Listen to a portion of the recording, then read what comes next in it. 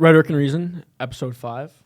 Father Jason Lefor. Care to introduce yourself? Yes. I had the privilege of being your pastor for 9 years. Okay. So that's what I'm known for, as being the pastor of Andrew Zickman. That's what I'm most famous for. But farm boy, grew up in rural North Dakota, southwestern North Dakota.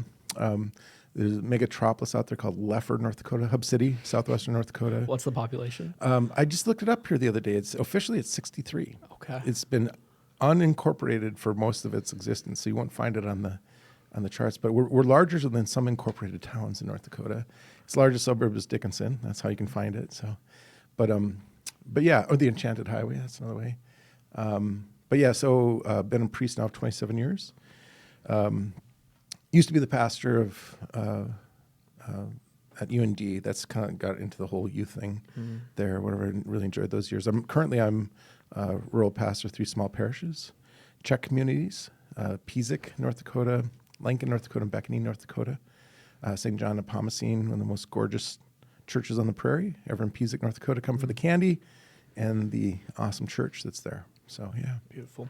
Well, Father, let's just start right into it.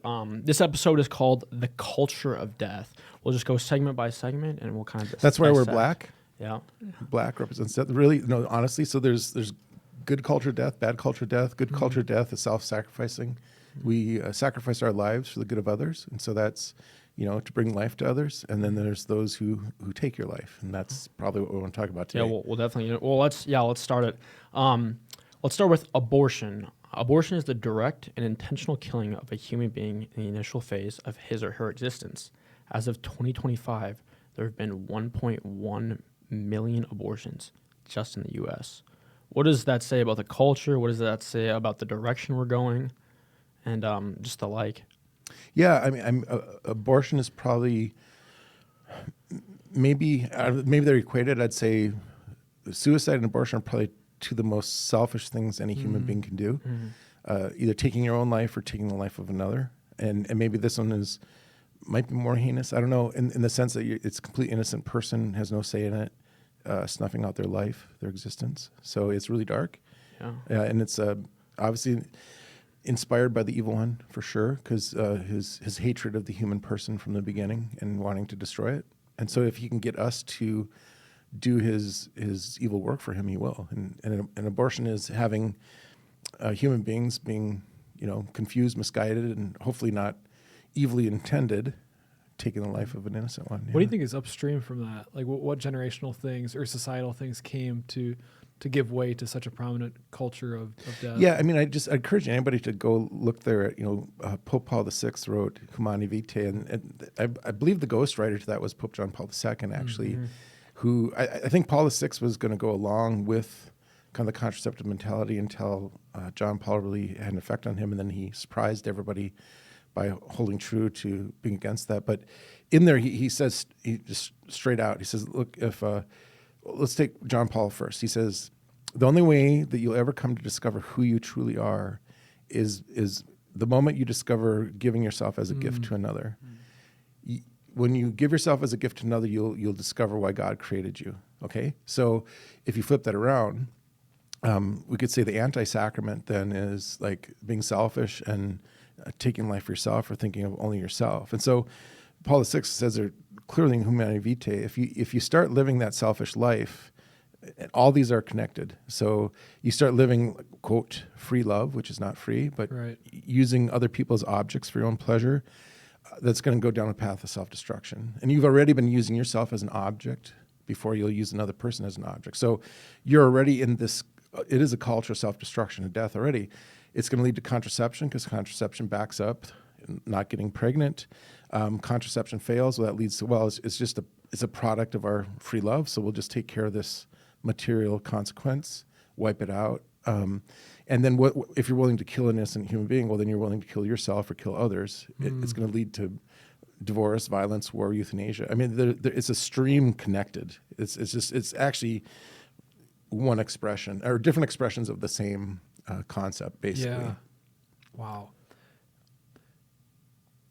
The church's teaching on Humani Vitae is one of the most disregarded teachings, correct, in the modern era of the church, and certainly in this country. And there's obviously plenty of faithful Catholics that do adhere to the teaching. Yeah. But how do we continue to just build that culture amongst Catholics and even amongst the greater society of that contraception, or that not contracepting and being open to life is actually a beautiful gift, and that's not something we have to do So I mean, begrudgingly as a Catholic. I've discovered you can't. I don't want to say this. Preaching morality is not very effective.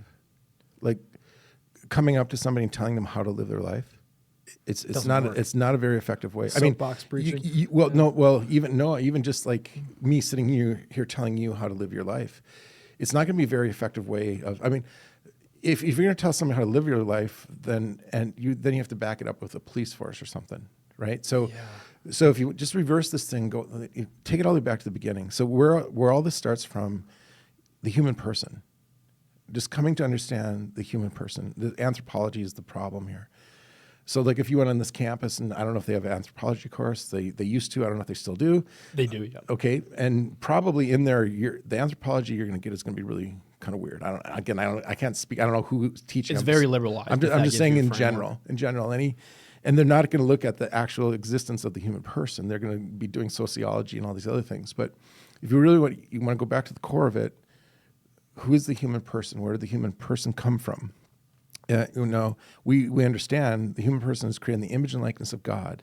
Male and female, the human person was created.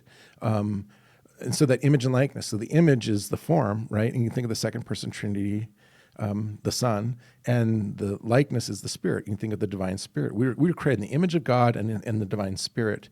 And that comes together. That's an eternal thing.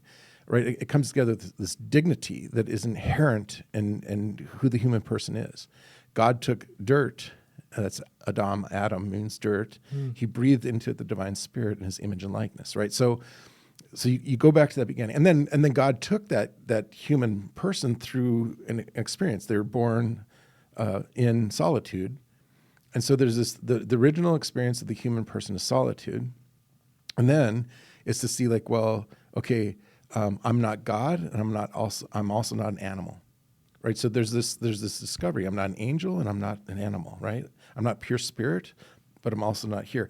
And so it's like you have to discover who you aren't first, and then you discover, oh, I am this image and likeness of God with a divine spirit and an eternal soul, and there's an inherent dignity to my existence that has nothing to do with what I can do or can't do. So the starting point is the dignity of that human person, and then discovering male, female, made to complement, to complete one another, not to compete against each other. Right? And nowadays, right? We're into this whole thing. Can men compete in women's sports? Oh, what a joke! Because we don't have anthropology, we've lost it. We're at a point where a Supreme Court justice cannot even define what a woman is. Right. A woman Supreme Court justice cannot define what a woman is. Okay, we're well down the road of culture of death at this point. If that's true, I don't believe it for a minute that she can't, but she refuses to, right, for political reasons. So, coming back, the dignity of the human person and everything about that, but then discovering each human person has different function, and your core identity is not what you can do or can't do. The moment you define a person as what they can do or can't do, again, you're in the culture of death. You're lost. Okay, but you put this all together, suddenly you discover this awesome thing that God has done, creating the human person in the image and likeness of God, male and female. He created them to complement, complete one another. They can't exist apart from each other, but together, voila, they create in God's image and likeness and in their own image and likeness a new and eternal being that did not exist before, but now changes all of eternity. You want to talk about something powerful. Okay, now, the next thing that's important to talk about is Satan. Where does he come in here? Well, he was God's greatest creature, right? And so and it says out of envy. Okay, what's envy? Envy is different than jealousy, right? Jealousy is I want what the other person has or kind of thing, and I'll be upset if I don't get it. Envy is I want what the other person has, and if I can't get it, they're not going to have it either. I'm either going to destroy that person or that thing, but it's going to involve destruction, okay? So let me ask you guys, when you hear that Satan was envious of the human person, okay, just outright, that makes no sense because He's God's greatest creature. We're just a pile of mud compared to Satan. He's pure spirit, a pure angel. What do you think? What do you think's going on there? What could Satan possibly be envious of this lowly creature? What do you think is that about? Well, we have a body that can reproduce. Exactly, bingo. Can all the things that Satan can do, how much greater he is than us, can he recreate in his own image and likeness? can't. He No. cannot. Only way he can do is spiritually, by maybe through education, maybe through a spiritual influence or something, but he cannot corporeal recreate in his own image and likeness. Human person can. We can recreate in an eternal being, and he is envious of this power. And if he can't have it, well, neither are you. And so what does he do? He goes to where? The woman in the garden, the one who can bring forth life. He attacks at the point of conception, at the point of the relationship between the man and the woman. He's going to separate that, and he's going to separate the fruit of that union. He's going to destroy the fruit of the union. And also, if you look there and you go in there and get into the weeds there, you'll realize, like, oh, God intended to come. The Son of God was coming through Adam and Eve prior to sin entering in the picture, right? And so all this stuff plays out. So from the beginning, Satan attacks this to destroy it. And so this culture of death started in the garden, right? The reward of sin is death, the fruit of it. Any sin always leads to death. So if you get the whole thing about relationship of man and woman, the relationship of conception, the relationship of life and fruitfulness, you get that wrong, it's going to take you down a path of destruction and death. And that's the beginning. And so anything you're going to talk about here, you want to talk about contraception, you want to talk about abortion, talk about euthanasia, war, violence, rape, any of these topics you want to talk about, in vitro fertilization, anything. It all goes all the way back to that beginning. And if we're not honoring that first principle, dignity of the human person, it's going to lead you down the pathway of destruction and death. And that's where you're going to end up. So a lot there. Yeah. I'm not sure if we touched on the abortion question for you. No, that's, I mean, we were touching on a lot of topics there, contraception, abortion, but what I want to get into now is, I mean, there's clearly an order, and God clearly designed this order. Yeah. How does human autonomy play in that free and divine will? But then also, how does obedience and then coming under the authority of God come into that? So So freedom, right? America's Okay. idea. And how do you define freedom? Okay, so here's the point. Again, this goes back to the beginning. So God is love. You've heard this, right? God is love. So obviously we're created in his image and likeness. So we're created in for love as well. Love is not possible apart from freedom. So if God did not create us with freedom, with free will, then we'd be robots. Then God would create robots, and the robots would do exactly what God wanted them to do. But you can't have a loving relationship with a robot, just somebody that performs perfectly for you. So in order to be created in the image and likeness of God, there needs to be this element of freedom, the ability to choose or not choose. And so love is always a free decision. It's always a free choice. It's always a free gift of self for another. If you take freedom out of it, it's not love. It might be slavery. It might be, you can define it as other things. It's going to come down to you. So freedom is essential for love. Love is essential for freedom. You can't, it doesn't work if you divorce that or separate it. So freedom has to be part of the equation in all of this. So then in that love, there's like an order. So then we were talking about man and woman and the unity that they can bring, which then produces life. So then why is contraception so intrinsically evil and just goes against the order of God? Oh, absolutely. Okay, so let's define a couple moral principles. So within Catholic philosophy, Catholic theology, moral theology. Okay, so first of all, morality means how do you know something's right or wrong? How do you make a decision? How do you decide for the good or the bad? How do you know something's good, something's evil? Morality and how do you make that choice? So the science of moral theology is like, what's the process of making the right decision, or how do you know it's the right choice, right? And we call that morality, right? Okay, so some basic principles are this. The Catholic Church will teach, there's basically two bookends. One bookend is you cannot do every possible good. There's not a moral obligation on you to do every possible good. So for example, right now, if I said, hey, there's 7 corporal works of mercy, 7 spiritual works of mercy today, have the two of you done all 14 of those? Well, the day's only half over. Maybe I can. But the point is, even though every one of those are good, every one of those are essential or necessary, Catholic moral theologists say you're not morally obligated to do every good in every situation. Okay, so there's certain situations you could have two goods, and you could choose one and not the other, and that's not sinful. That's not wrong. Okay, so on one end, there's not this moral obligation to do every good that's possible. Okay, so there's room there. On the other end of it, the church would say it's never acceptable to do an evil to bring about a good. Okay, so there's never a circumstance or a situation or an action that you do where the church will give you permission to do an evil to bring about a good. So example being it is. What is wrong with you, Pharisees? Do you not know that it is better that one man should be sacrificed to save the entire nation? It would be better to sacrifice this child in vitro so that this woman can have a good college education. If she carries this pregnancy to its end, it's going to destroy her life and her future, and her future now is completely messed up because of this child. It'd be better to abort this child so that this woman can have a better future. See, the church would say that's not a moral decision. That's not a positive moral decision. And that's maybe the framework or the philosophy that a lot of these It's ideologies work out of. Yeah, it's called today. utilitarianism. Utilitarianism, what's the function of the thing or the product or the ends justify the means, Yes. right? So if you're going to treat the woman as an object, the child as an object, her future as an object, well, there's just three objects there, and there's no moral right or wrong. We can just manipulate those three objects to get the end that we want. And the church would say, aha, except there is an inherent dignity in each of these two personalities. You have a woman, you have a child. They are each created in the image and likeness of God. They're each entitled to life as God has given it to them. And it's never right to take that life just to justify some good that you want. Yes.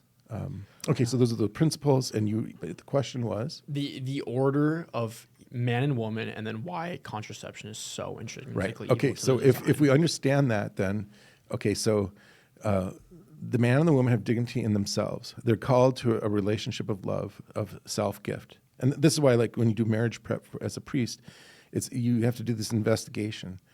Are you mature? Are you free? Do you understand what you're getting into? Do you understand that you're committing yourself to a relation of where you're giving your life so that this person can get to heaven? This is not what you can get out of the relationship. It's what you can give. Right, so the covenant of marriage is based on the Trinity of gift of self for the good of the other, and it comes at a cost, right? All right, so if that's rightly ordered, the man's giving his life, and again he's standing up and he's swearing before God and all the people. I'm literally going to give my fluid, my blood, which the Jews understood semen is blood. I'm take this cup of my blood and drink of it, so you may have new life. And she says, thank you, I give you my body, consume my body, that new life may come forward, right? That's why you go to the altar as a Christian couple. So it's rightly ordered. The man's giving his life, she's giving her life. The idea is it's fruitful, and it's going to bring forth new life. So rightly ordered is it's total commitment. It's fruitful. So God's love is always fruitful. It's free, fruitful, faithful, and total, right? Those are the hallmarks that are saying it's rightly ordered towards a covenant. Okay, so when it's rightly ordered, then we say it's total. You can't say I'll give this much of me, but I won't give this, or I want this much of you, but I don't want that. Right. So contraception is I'm going to use you as an object for my pleasure, but I'm not willing to embrace the consequences of that, of life coming forth from it. So we would say that goes contrary to that's not love. That's something else. That's using the person, turning the person into an object of pleasure or use. So again, a basic principle that if it's rightly ordered, it's procreative, it's unitive and procreative, right? So the sexual act unites the man and woman to one flesh union, which is a new spirit. Like that marriage covenant is it's a new spiritual bond that never existed before in God, right? You're no longer two, but you're a one. You're one flesh union in God, right? And when you mix the two, you can't unmix it, you know? Okay, and then it's open to life coming forth, and receive it as a gift. One, you're not entitled to the life, and two, it's you're not allowed to separate the procreative and unitive, because now you're doing something against the covenant that God has established. Okay, It's like us our seeking after becoming God in some way, huh? The Our own contraceptive God. mentality, our own God, our own God, which means I yes, set my own yes, rules, correct, right? correct, yep. Exactly. Goes back to the autonomy thing. Exactly. Yeah. Like, I don't need God, I am my own God, Right. which is that temptation, which is crazy, because Which if you actually receive what God's giving you, you become God. Which on both in ends, God, on both ends of the issue of life, on the abortion end and also on the IVF end. On the abortion end of, no, I'm going to decide when my family starts. Not now, not this pregnancy that wasn't expected. And on the flip of, no, I deserve a child. We're married. Exactly. That's big. As Americans, that's a bigger. Okay, maybe one last thing on that contraceptive thing, and you can always tell it's so the word contracept means against the head. I don't know if you ever think about the language used, but against the head. You're against the creation of a new head. Okay, so you're against the head of the child, basically. It literally means the destruction of the head of the child. So so it always involves a barrier. Anytime you introduce a barrier between the man and the woman, and you just think about this, like prophylactics or condoms, that's a barrier. There's IUDs, etc. yeah, right. So you're introducing a physical barrier, emotional barrier, a psychological barrier, a spiritual barrier, intellectual barrier. Those five basic components of the human person are meant to complement it. They're all meant to. So intellectually, you form a union. Spiritually, you form emotionally, psychologically, physically, you form a union. And if you put a barrier on any one of those, you're contracepting that relationship. I mean, as crazy as it sounds, I'm a celibate priest, right? Mm-hmm. I myself can contracept. If I put a barrier between myself and my bride, where I refuse to, like as Pope Francis, smell like my sheep, or identify with my sheep, or refuse to, it sounds terrible. I know a lot of priests who contracept, where they're Elaborate. Well, they're putting barriers between them and the ministry that they've been entrusted with, where they're taking from their ministry, they're benefiting from it, but they're not actually laying their life down for what's being asked of them. They're not totally identifying with their bride, kind of thing. Well, and the ultimate example is Christ pouring his entire being into his church. And of no wonder Satan destroys and tries to attack marriage so heavily, because it's an identical form of Christ to his church. Okay, let's get excited here. Yeah. We're coming to Holy Thursday. We're just hours away from Holy Thursday, right? What's going to happen at the Holy Thursday? Holy Thursday is a marriage covenant. It's the third cup. There's traditionally 4 cups, right? The third cup is there. He changes the words. You notice there's no women. There's no women in the upper room, and we all freak out about that. Oh, there's got to be women in there. And Father Lefor, you're just a chauvinist. You're just this. There. Call me what you are, what you want to. I am going to describe to you what God has done. What has He done? So, all right. So let's go back. Let's stop me if you want me to. Number 1, the whole foot washing thing, which we've just destroyed. The whole foot washing. Elaborate. Okay, so somebody in the church changed it here recently, a number of years back, to where they're okay. The point is this: if you understand the foot washing. Go to King David. He was committing adultery. He got Bathsheba pregnant. Yep. And he says he brought Uriah back from the battlefield. And he says to Uriah, go down to your house and wash your feet. Well, it's a euphemism for go down and have sex with your wife. Right. In other words, cross the threshold into the bedroom and have union with your wife. We're in the upper room. The first thing that happens here, Christ is washing their feet. Okay, Again, there's always multi-layers to this stuff, so I don't want to be so black and white. But if you understand the heart of what's going on here, he's establishing them as the eternal bridegrooms. They're taking the cup of blood, the blood of the Holy Spirit, the cup. Again, in the Jewish mindset, it's like the semen. They're taking the cup of God, the cup of God's life, his source of life, to the sinful world, to the world which is humanity, which is a harlot. Right, she's been fornicating with false gods, Right. And they're coming to offer the true covenant, the blood of the Spirit of the Lamb of God. They are the bridegrooms. It's a man who offers the semen, the seed of life, in this nuptial relationship. Washing of the feet, Peter. You don't understand. You're already clean. You've already been baptized. This is not washing your sins away, although there's mercy involved here. But what he's saying here is, I'm establishing you as priests. You're going forward to offer the covenant. Like, you're not going to contracept with humanity. You're going, and you will shed your own blood to offer this cup to the world that doesn't deserve it, so that they might drink of it and be made, as it says, made pure, made white, be washed clean by drinking from it. Why? Because they're coming in union with Jesus Christ, the eternal bridegroom, right? So what's happening in that upper room is the eternal bridegroom is making these men bridegrooms to go out to the sinful world, the harlot world, to offer them a new covenant. And then he changes the words of the third cup. This is a cup of my blood, prophet. Well, the apostle, you look at every Last Supper image, they're all going, well, why are they doing that? Because they know exactly the words. He's changed the words to a Jewish marriage proposal. So you go there and look at the Jewish marriage proposal. Okay, what happens here? You've got the two fathers come together. Traditionally, the marriages are arranged. Two fathers come together, the bridegroom and the bride. They establish and say, okay, the dowry is this. And that's very important. We could talk about this some other time. But the dowry is very important. It gets established. Then the father of the bridegroom comes to the bridegroom and he says, and he gives him a cup of wine. And if the bridegroom drinks from the cup, he's agreeing to the arranged marriage. Then he goes to the bride and he says, this is a cup of my blood poured out for you. Take and drink of it that you might have new life. If she disagrees with the union, she doesn't drink from it. If she agrees to become his wife and the union comes together, she drinks from it. At which point, the bridegroom is then taken away by the father. He has to go and establish himself. He has to build a house or whatever is necessary. He cannot come back to claim his bride until the father says, you may return. Okay? Meanwhile, the bride, she has to get everything ready as well. Her mom, her sisters, her female cousins, female relatives, everybody help her. She's responsible for the Jewish household. They have to put that all together. She does not know when he's going to return. She only knows that he's going to return after the sundown. After sundown, when the father says he can return, his best man goes and blows a trumpet, and then he comes and claims her. Okay, this is what you can go and find this stuff. I'm not making this up. This is not a Father Lefor thing. I'm just describing to you the history of this stuff. So come back to the upper room. Here's Jesus Christ, and this is a cup of my blood.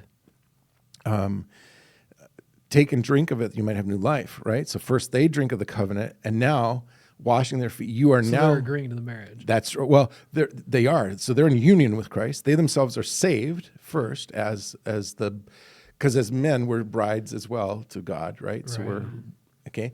But now he's raising them up to be bridegrooms, so the ones going out now to offer this. Physically, they're going to shed their bloods in martyrdom, but they're offering the divine drink for all of humanity to come in. So this is a nuptial union. So the point is, there's no barriers. I know you asked a question about contraception, but unless you see this bigger thing, you can't. I mean, once you see the bigger thing, you can't unsee it. Yeah.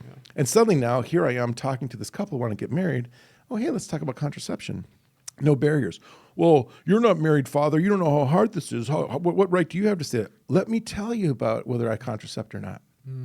Let me tell you how there's no barriers between me and my people. Let me tell you how I identify with my bride and how hard that is to pour my life down in an agreement for the undeserving bride who doesn't deserve it, kind of thing. And the death it takes to self to do that, to be faithful every day, to agree to that, right?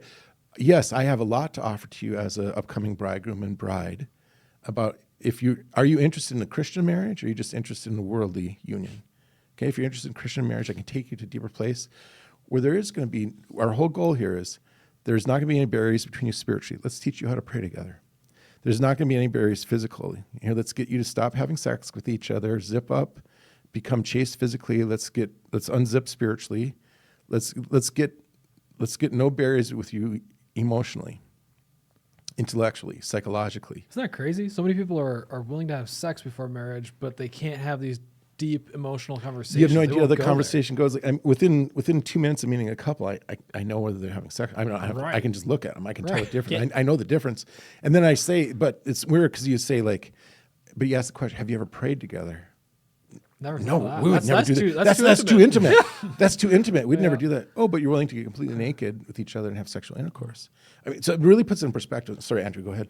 No, I was just gonna say, can you what are some of the signs that you see that people walk in and you know that they're clearly committed? Oh, it's easy. Oh, it's so easy. I mean, it's embarrassing actually. I mean, I know the human person so well. Okay, So one, they'll come in, they won't make eye contact with me. Oh, yeah, okay. Is the first thing. Some Or my presence, just like this is walking in the room.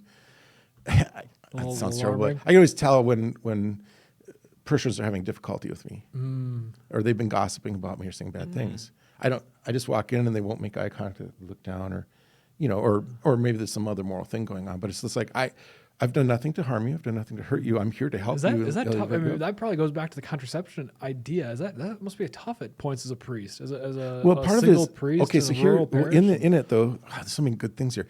In it though is like you have to learn no condemnation. Jesus Christ came. Yes. He says there's no condemnation in me. I did not come here to condemn you. You're already condemned. I've come here to save you and set you free. And you can always ask this: how much condemnation is there in Christ Jesus? Zero. None. I'm not here to condemn you. So the same person who refuses, look, I'm not here to condemn you. I'm actually here to help you, raise you up. I cannot force you to want to be raised up, but I'll sure do everything I can in my power to invite you in. Okay, but come back. So they'll come into the room. They won't make eye contact. They feel uncomfortable. There might be other reasons. I'm a pretty dominating guy, whatever. Okay, there could be reasons why. But body language with the couple. They physically express what they're doing spiritually and sexually with each other. If a couple has not had sexual relations, they come in, they sit down, they relate to each other completely differently than a couple who's sexually active, who comes in and body language, how they sit, how they look at each other, don't look at each other. I can tell if there's broken trust between them already or if there isn't. Oh, yeah. And again, 27 years of priest, if I haven't figured that out by now, there's something wrong with me. Yeah. And again, like the point is not to, like, you guys are, no. It's like, okay, we're dealing with wounded people, no condemnation. How are we going to gently get them now to want to get to a better place? Right? They're the ones who, they always make all the decisions. Right. I just hold up a mirror, I describe, I show, you're hurting, you're wounded. Do you want something better or not? I'm not going to force you to have something better. If you're interested, I could lead you to a better place. Well, I remember you always telling me that the couples that, are the closest, they always pray together. They always pray the rosary together. They're doing everything together. It's like the dance of two souls. It's just like this beautiful connection they have. There's a between harmony, each other. yeah. Yeah, absolutely. Yeah, it's very beautiful. Oh, okay. I mean, that's a great image, Andrew. Like, have you ever been like at a cafe or something, and this elderly couple comes in and they sit down and order some pie or coffee or something? They might be there for 45 minutes and maybe say two words to each other, but you look at them and like they're one. Yeah. My mom's 10th anniversary of her funeral right now as we're together here. Share a story about my mom and dad. This is so cool. Like, as a priest already, I came home once, and they're older at this point, and they had hard farm workers their whole lives, dairy cows. Their bodies were beat up and all this from the hard work, whatever. And it was evening. We're in the house, and Mom says, "Well, hey, you can pray the rosary with us." I was like, "Yeah, absolutely, Mom, we'll do that." And so, Dad's got his chair, Mom's got her chair, and I was sitting on the couch, and Dad started the rosary, and we made it through the first 3 Hail Marys. We're into the first decade, right? And they would alternate, like who's leading which decade. And so Dad's leading the decade, and he'd go, "Hail Mary, full of grace, the Lord is with thee." And while he's doing that, Mom would doze off. And then we'd get to Holy Mary part. Mom would, "Holy Mary, Mother of God," and Dad would doze off. And as I'm sitting there, I'm like, okay, I'm on holy ground. This is like the burning bush right here. I got to take my shoes off. I totally stopped praying for the entire rosary. I just sat there and observed my mom and dad, married for more than 50 years,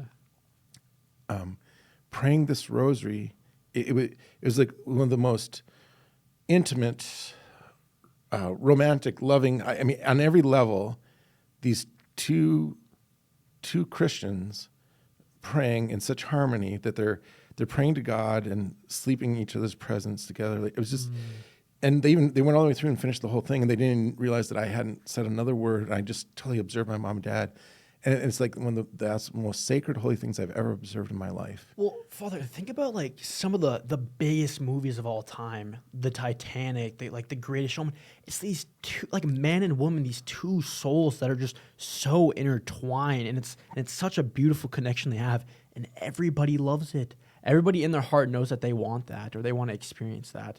Did you notice that reaction? I think you Yeah. said Titanic, right? Yep, the Titanic. Yeah, because I'm sitting there going like, oh yeah, let's lust after each other. There's this Well, whole kind of okay. thing. But I'm sorry. You understand what I'm trying to get at. I do. Okay. I know what you're saying, Andrew. Go ahead. Bad sorry. example maybe, but No, but your point. Yeah. Go ahead. No, you go ahead. You're right. We're created for deep. Okay, the word is knowledge. Okay, the word is to know. Every single one of us, male or female, the core of our being, we want to know and be known. We were created by God to know and be known. And when you're at your saddest day, your most depressed day, your most self-destructive, tempted moments or whatever, is because either you're not known or you don't know. Like the ache in you is so deep. I long to be known by someone. I was created by God to be known. It's like our greatest desire, but in some ways, it's our greatest fear. Great self-tempt, and Satan knows this, right? Right. So he plays off this thing. So, but if you can call to your mind, like, oh, why am I depressed right now? Why am I going towards self-destruction or self-comfort at this point? Because I long to be known, right? Oh, well, who knows me? Who knows? God. God. And it's actually an invitation from God to go to a place of intimacy with him. Am I humble enough to place myself before God and be loved by him? This is why the contemplative part of our nature is so important. To experience that, to go there, to experience it. I mean, the greatest, and I can line up for you couple after couple, great couples who have perfect, just awesome marriages. And every single one of these couples, if they're going to be honest, they're going to tell you this: hey, the greatest moments of our sacraments, when we've been one intellectually, psychologically, emotionally, physically, and spiritually. We've just consummated our union. Maybe we've even orgasmed together. We can't think of a greater union, or whatever. And precisely when that moment's over, guess what they say? Guess what they say? I love you. I feel so alone. I feel so alone. You can be on your honeymoon. You can have the greatest sexual experience and just everything's worked for this moment. And it was a beautiful moment. There was nothing bad about it. There was nothing harmful, nothing sinful about it. Glorious. And the end result is what? I feel so lonely. Why? Because God created you for more. The sexual relationship, the covenant of marriage, the celibate priesthood, consecrated virginity, they're all signs pointing to something more. Every single human thing that you're ever going to experience, the greatest thing that you'll ever experience, the greatest mountaintop experience, the greatest victory, the greatest whatever. How many Super Bowls does Tom Brady have to win, right? There aren't enough Super Bowls. Why? He wins the Super Bowl 5 minutes after he wins the Super Bowl. What does he feel? Lonely. Why? Because we're all created for something more. God does this on purpose. Otherwise, we'd be our own gods. Otherwise, we'd worship creation. Otherwise, we'd just be working for idols and living for idols and idolatry. The marriage is there to, be fruitful, eternal. So, but to know that, wait, I was created for something more. This is what does Jesus say? In heaven, you're not married to each other. Right. You're married to God. Where there's no more tears. There's no more sorrow. There's no more hunger. There's no more pain. There's no more. Why not? Because you've met you no longer need faith. You no longer need hope. Love, union, divine union. You're experiencing, and you're not lonely. You're known. You're known by the one who's made you, who's created you, right? I mean, this is the... I wish a lot of people would know that more. I mean, I think of just people like trapped in the hedonistic cycle. Even like St. Augustine pops into mind. He was just chasing after these empty worldly desires, but then he comes to the end of his life and he goes, Lord, my heart is restless until it rests in you. Okay, I'm about to make a really controversial statement. Okay, do it. Go ahead. The person who is committing suicide,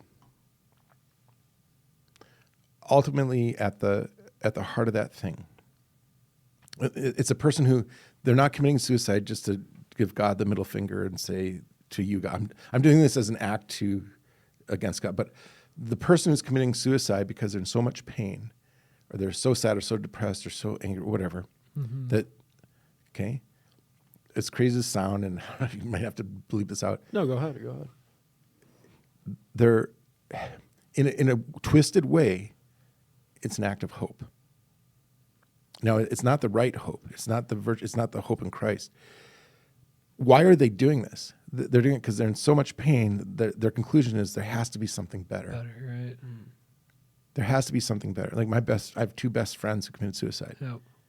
And I know for each one of them, there has to be something better.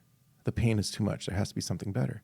Just this past 2 days, there was euthanasia is becoming a huge deal in Europe and Canada, different places. There's two different nations, two women who, one was gang raped by these Muslims, and another, she was raped as well. Both of these women chose euthanasia. And they were, Can you just explain what that is and just the process? Were they on their deathbed? Well, the one, she was actually paraplegic, I believe, or something. So she had other things going on. No, the emotional, psychological pain in their lives was so deep.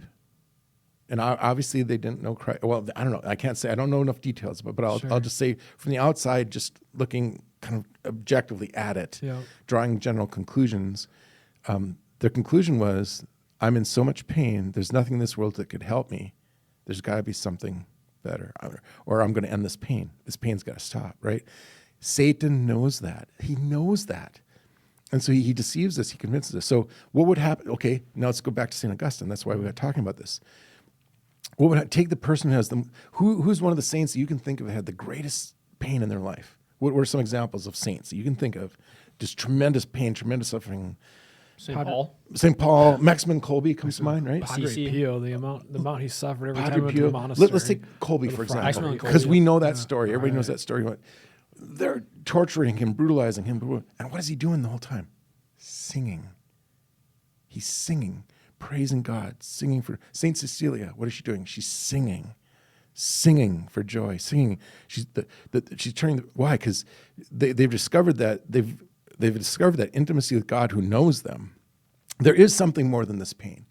There is something greater than this pain. This pain is actually working for their good, for their salvation, because they have faith and love in Christ. How else do you get through the Holocaust? I mean, Viktor Frankl, Man's Search for Meaning. I mean, that was the core thought of the book, is that there is something greater, and it brings forth suffering into joy, and it aims you to a higher being. His point in there was those who use it for hope, they can survive any pain or sorrow because it's leading to something more.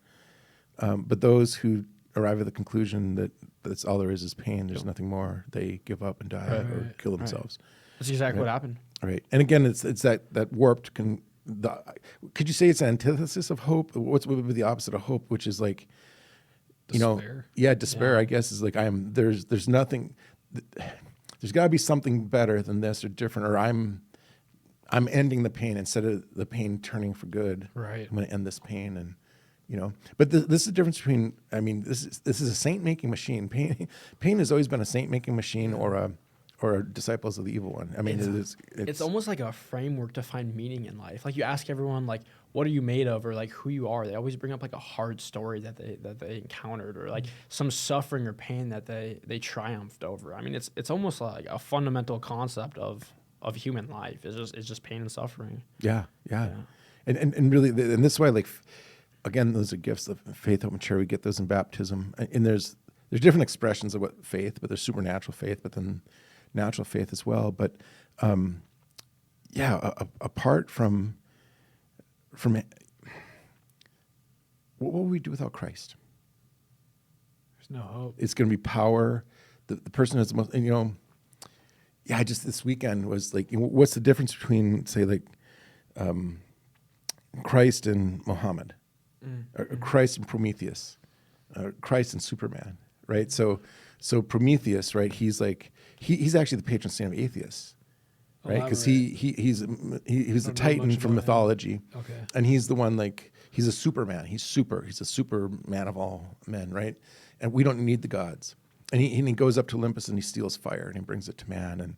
And with your own thinking, your own ingenuity, and with fire, we can develop our own weapons and strength. We don't need the gods, And gods declare war on Prometheus, and they do all kinds of horrible things to him because of it. But atheists use him as an example, like with our own minds, our own ingenuity. Where there is no God, we don't need God. We can invent our own weapons, our own medicine, or whatever, right? So, so obviously with Christ, the difference, right? Christ comes and he says, no.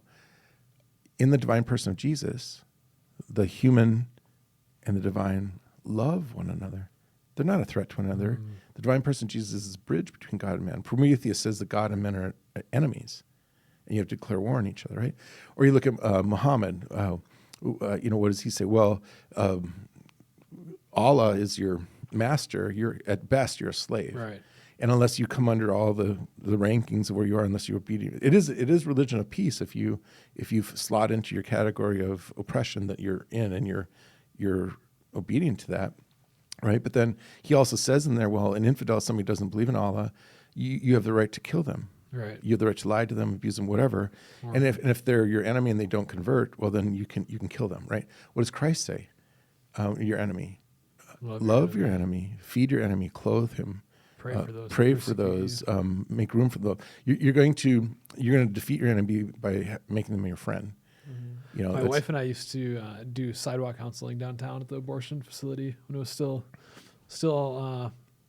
illegal in North Dakota, and we had many just beautiful and providential stories and encounters down there, and women that would walk out and choose life. But one day we were down there, and folks from, I think, the western side of the state, I don't know where, they came in from out of town, and they had megaphones, and they were from another sect of Christianity, but they were just yelling profanity at these women walking in, telling the women they're going to hell, and just sharing these disgusting things with them. And it's like, a friend and I, asked them, like, do you think this is working? Like, do you think this is good? And they're like, yeah, no, it's what we have to do. We just got to tell them the truth. They're gonna have to learn. It's like, it seems like that's never been the approach. The same with kind of going circling back to the contraception approach, and all these other couples that are engaged in sexually problematic behavior or sinful behavior.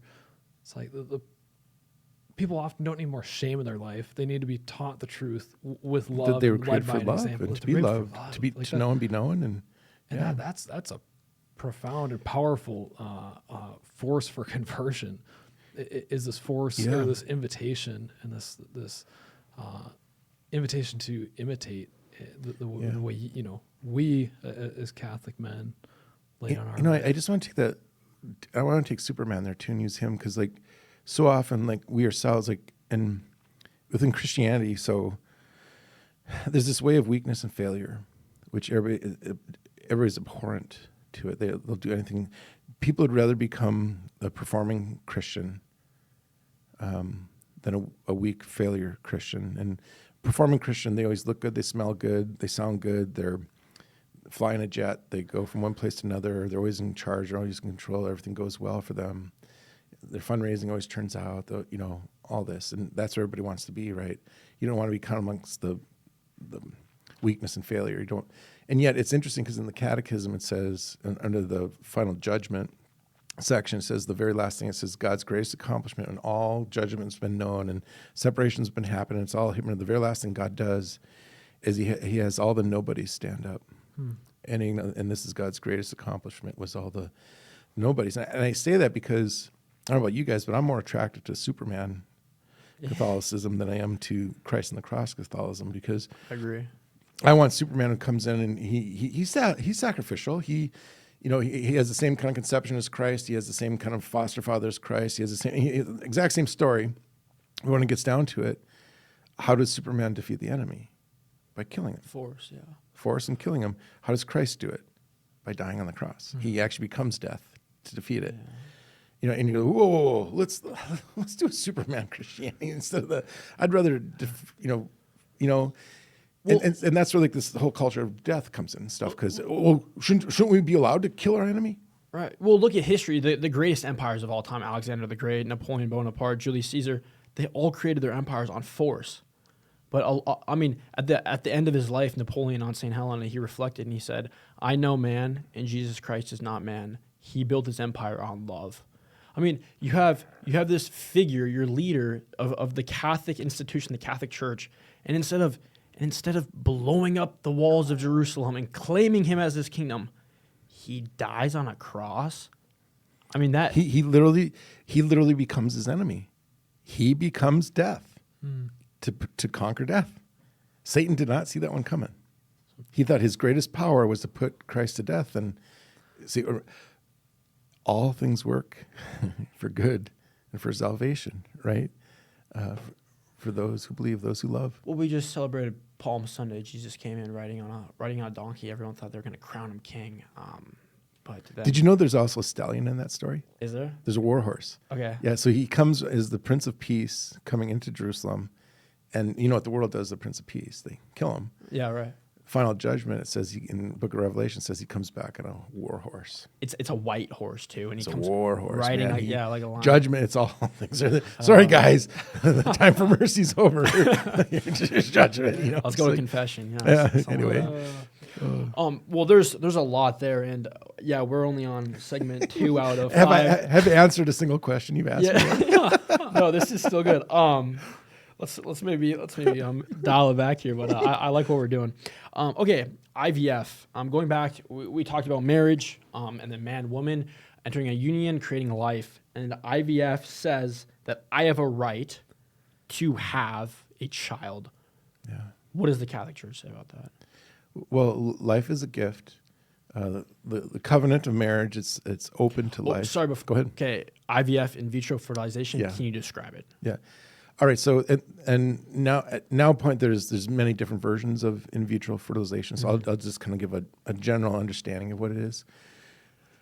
So the Catholic Church say everything about in vitro fertilization is intrinsically immoral, and she rarely says it about things, but she says about IVF it's intrinsically immoral. Like there's nothing good about this act. So the Church would say, like, if there's something broken about your fertility, you're allowed. So that's something that's broken. You're allowed to fix that. So within moral means, whatever those moral means are, you're allowed to address your infertility and do moral fixing of it. Mm-hmm. A lot of people say, "Oh, IVF, that's the answer," and the Church says that's completely intrinsically evil solution to infertility. It's not acceptable. Here's why. So every human being is entitled to be conceived in a natural way between a man and a woman, which means the natural act of conception between a man and a woman. You're entitled to have a natural father and a natural mother. The human being is not a science experiment, a science object, or something to be. So what's happening for in vitro, again, there's different techniques, but I'll just be general. Basically, there's either something wrong with the man or the woman, their fertility, or maybe both. And so you're going to acquire semen somehow. Mm-hmm. So that act itself is immoral. You're going to. It's possible it might be a donor woman or it might be the woman here, but they're going to actually manipulate her cycle, and so she ovulates, and then they're going to introduce semen to the eggs that are released. And again, there's different methods. But being general, what's going to happen here? Generally, it's possible that they could conceive as many as like 36 embryos. Okay, and I'm going off of real life stuff here. I'm not making this up. So, and then they're going to come and say, well, our success rate is not very high. And so we're going to implant maybe up to 12 or, I don't know, could be 4, 8, 12, 16 embryos into the woman. At one time, because the success rate is very low. You're right. And then all of a sudden, if let's say maybe 8 of those slough off and there's 8 that implant, and then they're going to come and say, well, you've got 3 boys and 5 girls here, and this many blue eyes, this many brown eyes, this many whatever. But we need to select the ones that how many do you want to keep? And this is while these embryos are implanted within the woman's womb. That's correct. And so then there's a deselection. You have to so they go in a selective abortion. So they go in and they abort whatever, and so maybe they keep 4, and now they're going to be the parents of quads, and so those quads, when they grow up, they know this, and so then all of a sudden the chronology is that what it's called? The cryogen place gets a hold of you and says, hey, the contract has expired, and so we've got 36 embryos of yours that are frozen. Do you want to release them for science experiment, or do you just want to thaw them out and let them die? What do you want to do? And Church says, well, there's no moral solution to that.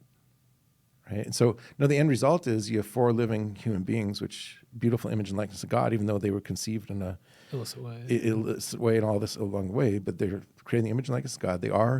They have dignity of the human person. They are human beings. So are the other 36 brothers and sisters who were either sent to the science lab or were, thought out and died. So on every step along the way here, this is immoral. This is intrinsically immoral. We're beyond playing God at this point. We're doing something very, very awful to get to our desired result. Well, because the Catholic view is life starts at conception, when a sperm and an egg meet. But That's correct. yeah, I just want to read stats here. 60% of cycles in IVF fail. This is correct. So Yeah. it's extremely expensive, by the way. Yes. This is why they produce like 36 or 40 embryos. 15 to 30 embryos are created There we go. in planet of a woman. Ask me why I'm using the number 36. Why is Why that? Real life situation. Yeah, right. Okay. I Go- know go- exactly go- what you're talking okay. about. 1 million embryos are eliminated to be frozen in storage alone, and a lot of these are just disregarded. And then So, even is it, so then even the, like the church has no position on that, but Well, could it be Pope John morally Paul II acceptable to say like a Catholic would come along and can I adopt some of these embryos? Yeah, so What's Pope the- John Paul II said there's absolutely no moral solution to this, and so this is adopt an embryo. And I actually know people who have done that, and again, the end result is this living person. But you know, but it's still- divided the sexual act. Yeah, you still You the- divorce- even in adopting the embryo and doing this, it's an immoral action that got them to it. So that's why John Paul said in his encyclical on life, there is no moral solution to this. Well- Whichever way you go, we've created an evil situation that kind of thing. And go ahead. Tell me if I'm wrong, but isn't that literally abortion? You're killing off. Yeah, that's literally abortion. You have to do every dark deed in order to end with the life here. Yeah, you're doing, you're only destroying life in the design. and you've destroyed way more life than you ended up with to Yeah. produce this life. Yeah, Yeah.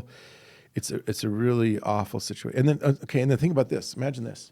Imagine the two of you were the result of in vitro fertilization. Well, you're not dummies. You Yeah, know, it's- you know the process worked, and you're sitting going, I had 36 brothers and sisters and then I had 4 who were that were aborted, and I wasn't. I And got to walk with a man my first year, 7 years ago, as a missionary, and he had two moms, and he was a vitro child, and his dad was a sperm donor. And he signed the papers. right, never we to haven't be even talked about the contacted. whole surrogate motherhood. That's all. I mean, this goes on and on, right? You haven't even talked about artificial wombs yet either.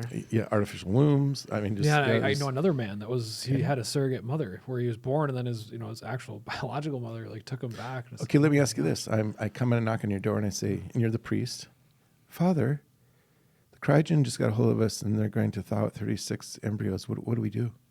Who's that? Who got a hold of you? Cryogen? The mother. Oh, gotcha. The mother's knocking on the door. She says, Father, the cryogen is going to thaw out 36 of our embryos. What do we do? What do you tell that couple? This is what I would do. Please enlighten Are me. you speaking from experience? This is all hypothetical, Andrew.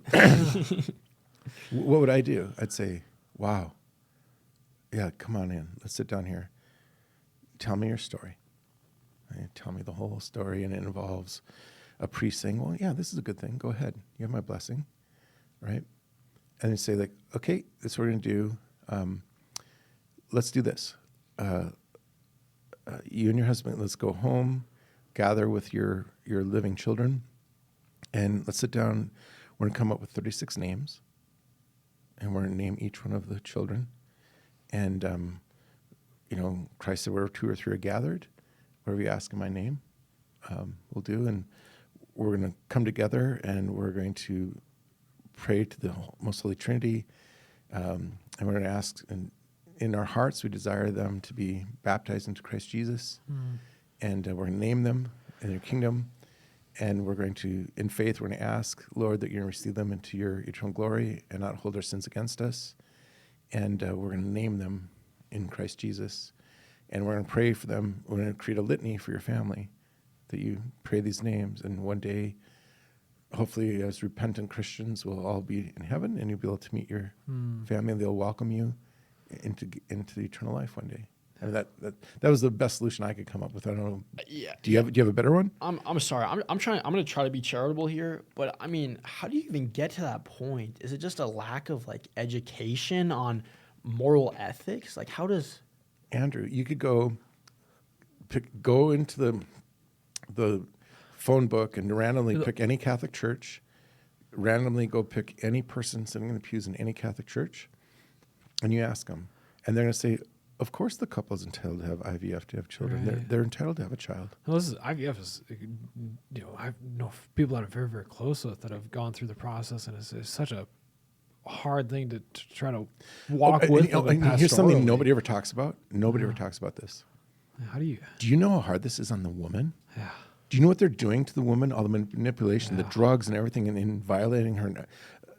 And the long-term, everything they have to do. And you think about that effects. as the mother, knowing that you aborted 4 children to get 4 children, and then 36 others were.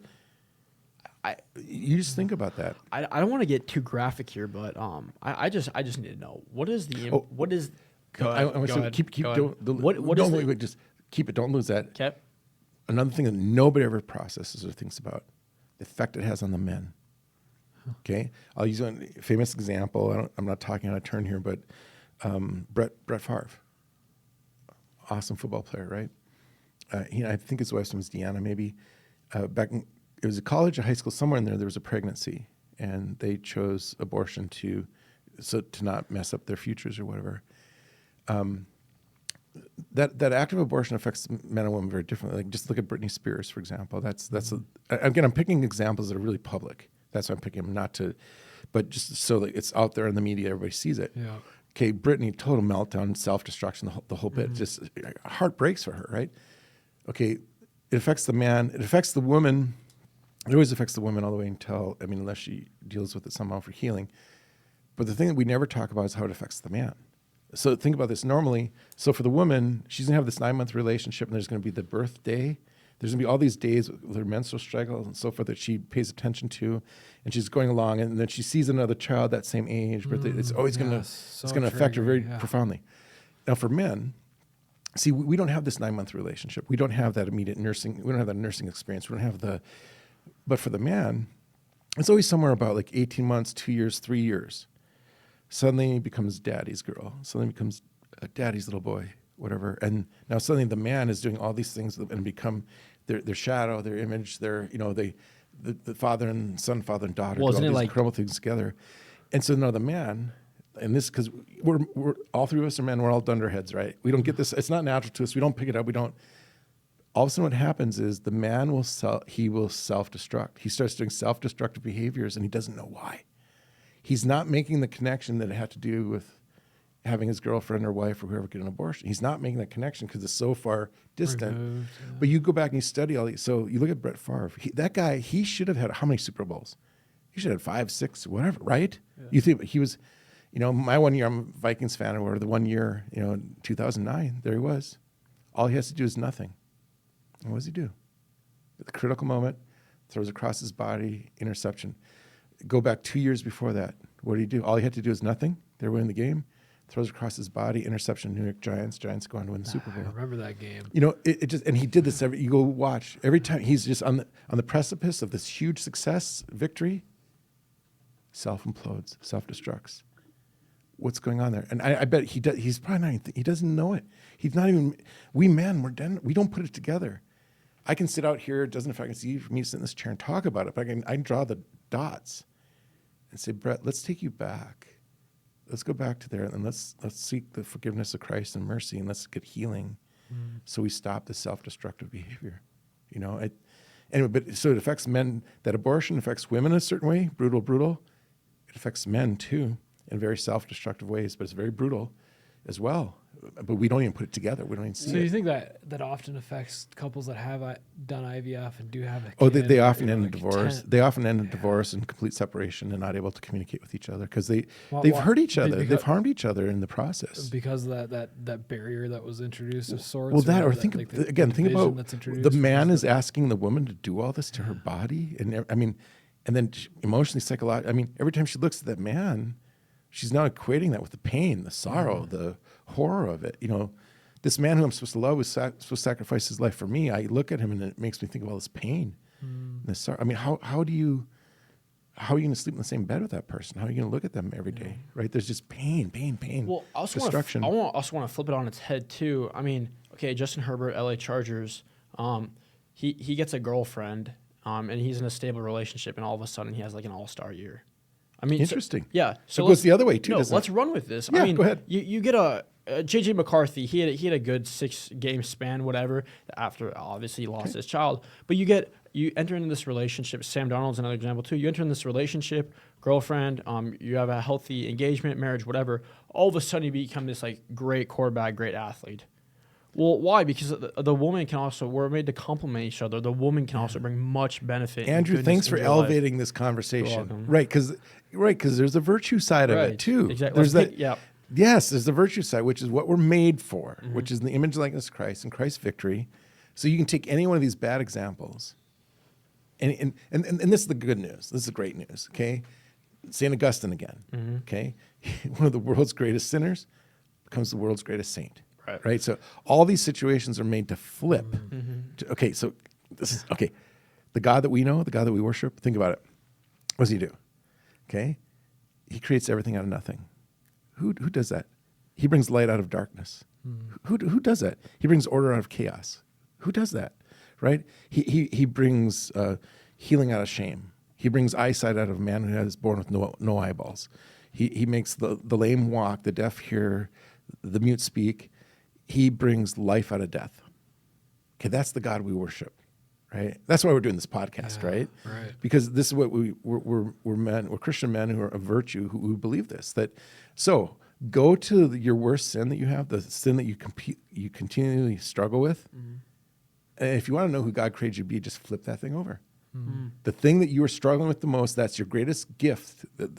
It's the divine wound that God's given you. And when you allow grace to start working that thing, you become the success story. You become the hero, the guy who sacrificed. You become the Maximilian Kolbe. Let's talk about that. So we like to talk about psychology a lot. From my own like psychological analysis of like personality theory, you have these personality types that there's like sins they'll struggle with. So this category will struggle with pride and lust, etc. And this category maybe gluttony and sloth, whatever. But you can almost see and go down the road that the personality type always transforms into something. Going back to St. Augustine, his specific personality category, he struggled with pride and lust. You can clearly see that in Confessions. Okay, it checks out, lines up. But then his personality typing within his category, he became this great orator and rhetorician for the faith, and this great individual who could speak and give out dialogue. Well, that's a framework and groundwork within personality theory. So, I mean, God knows us so intimately, and he roots and he creates these things, and he writes his law on our heart so that we can know him and love him. I mean, it's yeah, it'd be great here to sit with Andrew. We can go through all these. We've done this before. It's awesome, but we can do it again. Kind of what Andrew's getting at is like, so, you know, I'll have people, they'll come in, they'll sit with me, and after 5 minutes, like, take a marriage couple. They come and sit down with me. And like I know the human person Aaron, so well. Listen to this. I know the human person so well. Like I'll look at them, and within 5 minutes, I'm totally describing to them what's going on in their household and how they're treating each other, and they just start freaking out. Like, what do you got, cameras in our house? I'm like, no, I know the human person so well and I can tell what human type you are, and spiritually the effect you're having on each other. Whatever. I'll do this sometimes sitting. Like I just sit around on a person next to an airplane seat, and they see me dressed like this. Oh, who are you? Whatever. And I just listen to them for about 5 minutes, and I start telling them about their life, and they're like, and it scares the hell out of them. Give us an example. Tell us an airplane story where you've been able to, or wherever. Sure. So yeah. The one was okay. So there's spiritual typing. It's called being an exhorter. So an exhorter, if you're an exhorter, you're the offsetting sin to that is if you flip the spiritual gift of exhortation, it's going to be pride. And then in St. Thomas Aquinas, pride has all these daughter sins, right? So I can listen to 3-4 key things this person says, and I'll know, like, okay, this person is an exhorter, and their whole life is going to be marked by pain, about pride being, they're going to be strive for personal excellence. They're going to be harder on themselves than anybody else. They're driven to perfection. They tend to isolate themselves from others and kind of thing. And I immediately know their whole moral life, like they're struggle with whatever. So I can, now I don't know the person, so I don't know the person, but I know who they are, how God created them. And so that I can just start, in general, start describing things, and they'll be like, how do you know this about me? Well, Yeah. because I know the human person, but I don't necessarily know them. So in one way, it's nasty to do that, and It's manipulative and exploitative. yeah, that's it. too. So the thing is, it's like I always say, look, God, it's a good thing you made me to be a good man, because I could really use this to, I could use this to Exploit, just, take advantage of people and Yeah. get their money or whatever Yeah. kind of thing. And so then, but it's like a hammer. You use a hammer to build a house or destroy a house, right? These are all tools. What are you going to do with them, or do good with them? So yeah. Well, I mean, I even think, okay, you have the spiritual giftings category, the temperaments, There's all kinds of the different ones, Myers-Briggs type. I mean, okay, from my own personal experience of studying psychology, you get all of these selective categories, but it's almost like a user's manual to the human person, and you can analyze this stuff and almost find out what God's calling you to be and what kind of your life path and trajectory. And that's the point. Right. So the whole point is, it's one of the best discernment tools. well, the point there is, is. like, God has created us each uniquely, and we all have these characteristics or things, right, in our lives. The point is, am I going to be a cooperator with God's grace? Am I going to let His grace come in and transform me? And the thing is, just because I know something doesn't mean I have power to make it happen or whatever. We'll trick ourselves that way. But it goes a long way having self-knowledge and having knowledge of others. If I'm operating in grace and in virtue, I'll make room for myself, then I can make room for others, and I can be a cooperator amongst men then, and not just an individual trying to for myself, right? So all this stuff comes down, whatever one of these aptitude things that you're going to use. Well, are we using it for good, or are we doing it to just take advantage, or Yeah. whatever? So we can use them to help people or hurt people or harm people, and that's, yeah. Well, this even ties great into our talk about that people are made differently, and there's a human dignity, and there's a law again written on your heart. Let's go back to that weakness and failure thing. Yeah. This because naturally we're repulsed by poverty. We're repulsed by ignorance, unintelligence. I mean, go through the categories, right? We're just naturally repulsed by all that stuff. Who wants to deal with any of it? And yet, like Mother Teresa is our example, or Christ Himself, with the leper, or whatever, right? It's a blessed are the poor in spirit. That's where Christ is dwelling, right? So as Christians, then we're called to look beyond the muck and the mire of the disfigured person and realize it doesn't matter if it's an embryo, it doesn't matter if it's in the womb, it doesn't matter if they're anencephalitic when they're born, it doesn't matter if they're living in squalor and mire, or to see the image and likeness of God in that person. And boy, I tell you, it's especially as Americans, really, really hard for us to do this, because we're by our political philosophy and how we're raised in the wealthiest nation in the world, we're repulsed by all that stuff. We will not naturally choose that stuff, or it takes our Christian faith to overcome our own strength of our intelligence, our upbringing, resources, all the stuff, in order to actually choose love in these situations. We have to almost fight against our American nature. It's materialism. Yeah. Absolutely. Instead of to encounter that with dignity, instead of just And throwing it out and disregarding And that's it. all part of that culture of death that we were talking about earlier. That's all in there, Yeah, you get into you have all of this abundant money and resources. You get into these heinous scientific research that you're almost playing God. Well, here's something fascinating. Go to any place of where there's abject poverty. Like I've been to Cuba, or you can go to India, or wherever, where there's just people living on the streets, and the suicide rate there is like zero. Nothing. Right.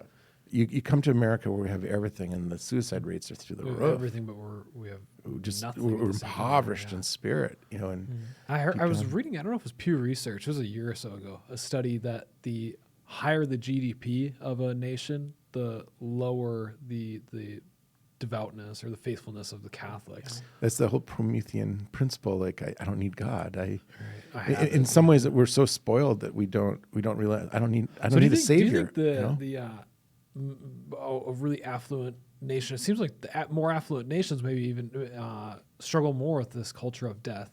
You see these impoverished countries and they're more pro-family. Show me one impoverished nation that has euthanasia as a government principle. Or a lot of those impoverished nations actually have a certain, like their countries are growing, not shrinking. Here's another thing. You can go to the abject poverty. You know what you're going to experience? It's crazy. Joyful people. Right. Yeah, you They're take joyful. a mission trip. Every single mission trip that people come back to this campus They're on, joyful people. They're exactly. They are so moved by the poverty. I grew up in basically American poverty, and I had a joy-filled childhood growing up. I grew up in affluent community of Rochester, the Mayo Clinic, and friends of a lot of doctors' kids. I was friends with a lot of miserable kids, and these people that had a lot of means, plenty, high middle class or upper class families, and they're broken. They're not that happy. The irony of it. The things that you own end up owning you, and that's the absolute truth. Again, thinking back to a video I was watching, this esteemed billionaire, probably his fourth home, second one in the Beverly Hills area. He's showing this to his friend, and they're walking around, and he goes, "Oh, so who lives in this one? Who lives in this room? Who uses this bathroom? Oh, that's the 14th room. Oh, that's your 15th bathroom." He goes, I just pay someone to take care of this house. I'm only here probably a week out of the year." Yeah. And he pours all of his money and resources into just owning the house.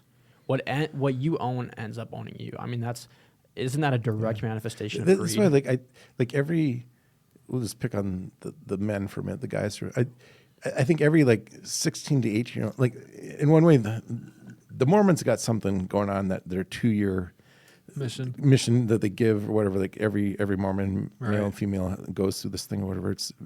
And I've a lot of Mormon friends and talked a lot about their mission and stuff, and that's life-changing experience that they have, whatever. But I've just pick on the Catholic guys for a minute. Every 16 to 18-year-old Catholic guy should have a 2-year experience where they're in poverty.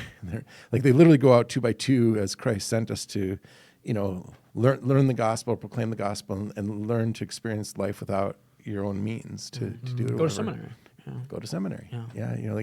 And not only that, but even have a religious life experience where you don't own anything, where you're dependent on. You're asking about obedience earlier, kind of thing. But to be under obedience, where you need to come to discover that authority is God always works through authority. That's His blessing. That whether you agree with authority or not, that God's always working through, and it's for your good and for your salvation. So, but to have that experience, to actually experience it, having nothing and see how God takes care of you when you have nothing. And you look at, granted, there's other factors in there with Mormons and their apostasy rate, but their apostasy rate, or the Mormons that go on mission and leave the faith, is so low.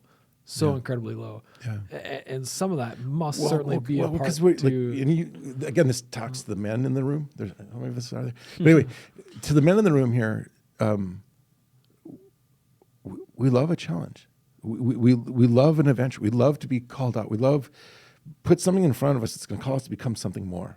God's created the man to do that. That's part of the nature of being a man, is to and that's why men and women, when they're struggling in their relationships, where I'll say to the wives, well, instead of going to him and hammering on him and pointing out all his faults and failures, whatever, go to him in a place of need. Yeah. Say I see in you the thing that I need.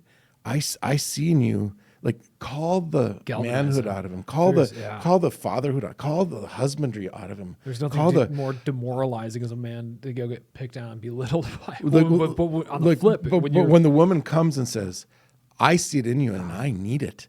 I need you to step up from here now. I need you to." Okay, what cliff do you want me to jump off of? Here I go. 100%. It's your child needs you. Your child needs you right now. Here's your child. He needs you. That's what Bishop Barrett. And I always tell him, don't tell him how to do it or what to do, but just come from a place of need and draw it out of him. Boom. You just off you go. Bishop Barrett talks about that beige Catholicism. We gotta get rid of this beige, this watered down Catholicism. And men The young men that are coming back into the faith, they want the fullness of the faith. They want the church and her fullness of teaching, and they want to embrace. And again, in this, call. it's so important to communicate the complementarity that equal in dignity, different in function. Yes. And I'm sorry, but culture always comes from the woman. So as America, we don't have no culture right now because we're raising our women to be like men. Mm-hmm. And how boring. I mean, we men left ourselves, we're just boring. We'll just beat each other up and whatever. And then we're going to make women who are like us too. Now we're going to be really bored. The women are like the men and the men are like the women. Oh, I guess, well, let's try to be more like women then.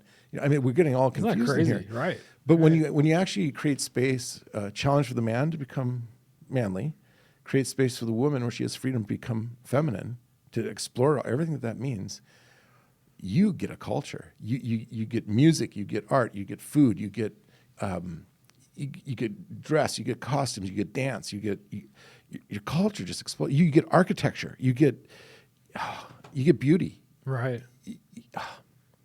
You know, but when everything's the same, we're all broken, sinful men, or acting like broken, sinful men. Boring. It's just absolutely boring, and we'll just kill each other. Yeah. Well, I mean, let's just even go down that road. I mean, so maybe this will be the last thought or two. Yeah. Okay. You have this group of men. They all enter the war in World War II. They all sign up for the draft willingly, and they go live their life down on the line. They come home. The women receive them. You know, everyone has a grand time.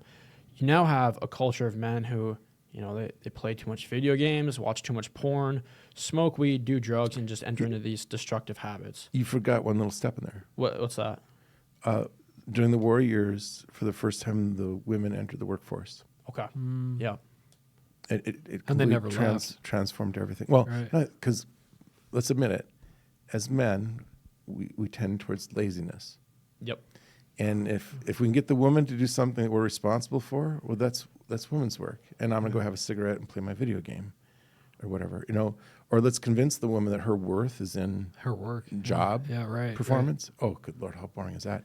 You take the feminine nature away from her. I mean, all of a sudden you have women dressing up as men in corporate roles, and they want to be a boss babe, is what the culture would call them. Yeah. Look at Kamala Harris. You know, throws on a black suit, wants to be a man, and then, okay, I'm going to lead a country. This is also going to be super controversial, but I truly believe in my heart there's a reason that we haven't had a female president yet, and I think that just goes down to the role.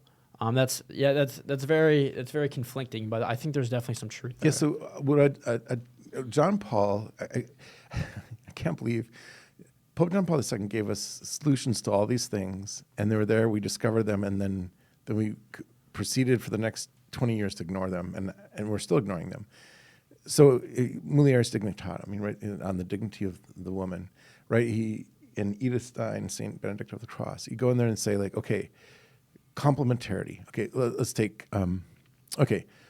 what profession should men and women do, or whatever, okay?